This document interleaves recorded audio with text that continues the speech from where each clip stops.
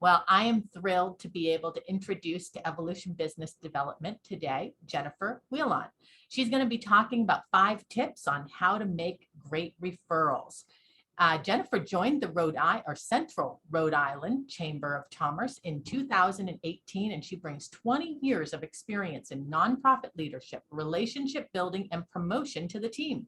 She has spent much of her career connecting individuals and businesses with organizations to meet philanthropic, volunteer, marketing, and community engagement goals.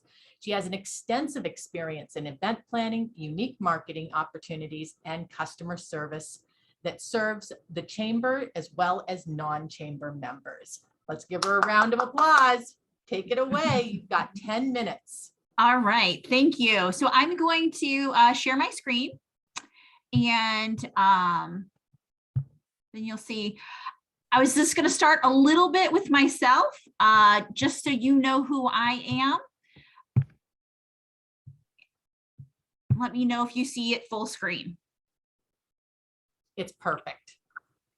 Okay, awesome. So I'm Jennifer Wheelehon, and I'm excited to be the presenter today. I personally am excited about ISIS in this group, and hope to make more. I've been to a couple of sessions, so I'm hoping to make more in the future. A little bit about me, I kind of start with my why. This is my family. This is why I do what I do and what inspires me every day. So I have 2 children and 2 bonus children. We're a blended family. Altogether, it's 4 boys from 21 to 11. So we are getting close to an empty nest, which means I had to get a dog. So the next round of pictures will probably be all dog pictures, but for now the family's in there.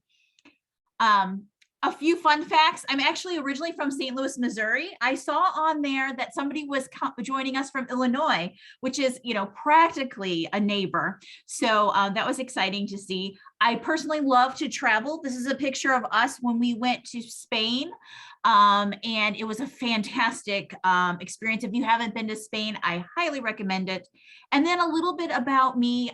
One of the things and one of my passions is giving back, and also with mental health. And so I am on the board of directors of a national organization called Attachment and Trauma Network. They work with teachers and providers and families who are affected by trauma, and getting them the resources they need. Also on Thrive Behavioral Health, which is a local Rhode Island-based nonprofit that works with people from substance abuse issues to chronic mental illness. And the chamber, there are chambers everywhere. So if you're not a part of your local one, I would consider looking it up. We are there to serve our business community. Each one has a different feel and a different flavor, but our chamber in particular is about connecting businesses to each other, connecting businesses to the community, and being a trusted resource. We offer everything from networking, virtual and in person, free professional development education sessions, which is a great way for people to get the word about who they are, which is what ISIS is letting me do today with the next couple slides.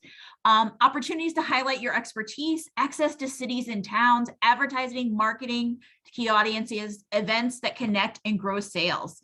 I like to say that your ideas are our inspiration. We are a nimble, quickly changing chamber. So if you come up with the idea, we're happy to move it forward. And I'm sure your local chambers are that way as well. So let's get to the meat of my presentation here. I always like to throw in extra things. So today's is 5+ tips on how to make great referrals. So I'm going to start with, let me get here. What is a lead and what is a referral? Leads, I put a little snowflake there. They're a little bit colder. I like to think of this as your friend is driving down the street and says, to me in particular, since businesses are important to me, there's a new business opening on the corner. Great, that's fantastic. I know that now, but there's nothing really warm about that. It's essentially a cold call, a contact that may come from any number of sources. a person, a bot list, social media. We do a lot of investing in our social media to get those leads generated. Generally, they're not expecting your call. They're slightly better than a cold call because at least they've been identified in some way, shape, or form. Even if it's just that they're new to my town because it's a business on the corner, but they're not a qualified contact.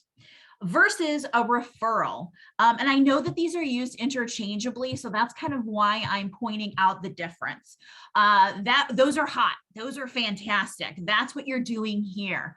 It's an opportunity to do business with someone in the market for your product or service.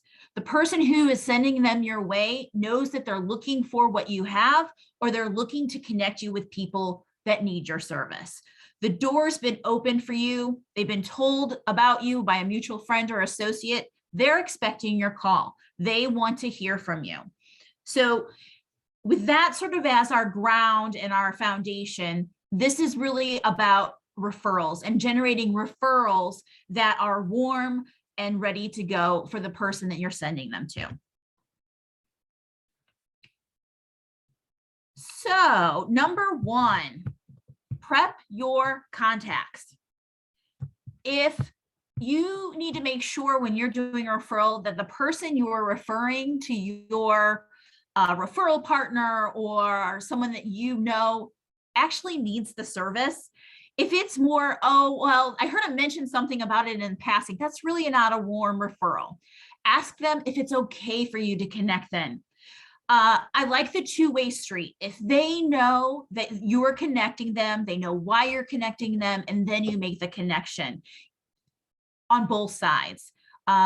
Share a testimonial with them about the referral partner, exactly what you guys are doing after this. Your personal experience with them goes the distance. Recommend that the referral partner use your name when reaching out. That's one way to do it, is use my name.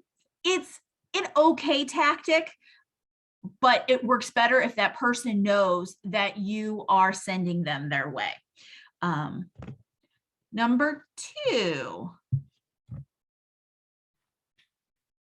keep skipping ahead. Make an email introduction. If you had Isis do an introduction for you, you know she's fabulous at this. You want to offer to introduce your contact with the referral partner via email. Some of you might do it better via conference call. Either way, include kind words about each person along with helpful details about why you're connecting them. We have a million things going on, and sometimes you say, I'm going to connect you, and it's a day or two later and you get this email and you're like, what was this about? So be sure to set up the context. Set up, oh, this is great, I've worked with them. Even if you have to look up something, do it. Put some nice words in there so that they know that you have confidence in the person you're referring them to and the person that you're referring.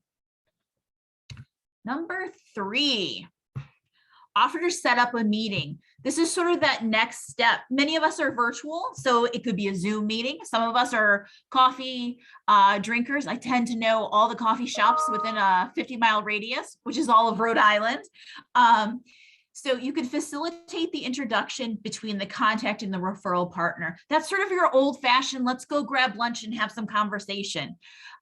This can be especially helpful if the contact is a personal friend or family member.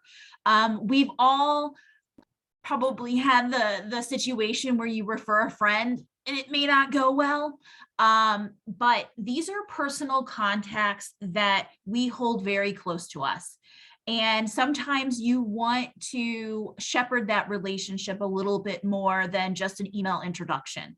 And so I encourage people to do that. It speaks to the relationship you have with the referral and the relationship that you have and trust you have in the person you're referring them to.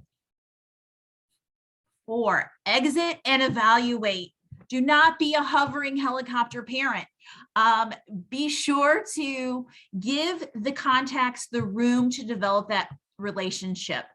And once you've introduced them, step away, make them able to, and sometimes you can do that through I'm going to step out now, you guys move on.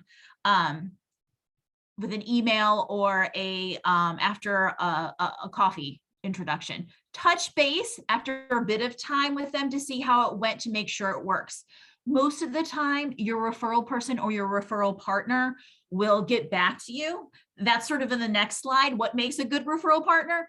But I would say for sure that you want to check in. You want to make sure that nothing was dropped. Those are precious relationships to you, and you want to make sure that they're handled with the care and attention that they deserve. And share and incorporate that feedback. It sort of reminds me, I forget which movie it was, where it's like, can I offer you some feedback? Well, you don't have to be that deliberate about it, but I think if you offer up a relationship to a referral partner and you hear something negative, you want to be sure that that person knows it. It may not be something they're aware of. It could be something, you know, tragic or crazy has gone on in their week. But you should follow up because you want to make sure that when you send somebody over, they're cared for. And number 5. Only refer to contacts that deserve it. How have they treated your referral? Did they, I put a little gift here, did they treat them like they're a prize? Did they go the extra distance? Did they follow up with you? How hard is it to write a note, an email or a thank you note, the old fashioned paper kind, or a virtual card? And do they see referrals as a two-way street? You may not always be in the need for something that your referral partners need, but could you connect them to somebody who might? That is the other sort of removed referral, where you're connecting them to somebody who could help them maybe even more than you can on a steady basis.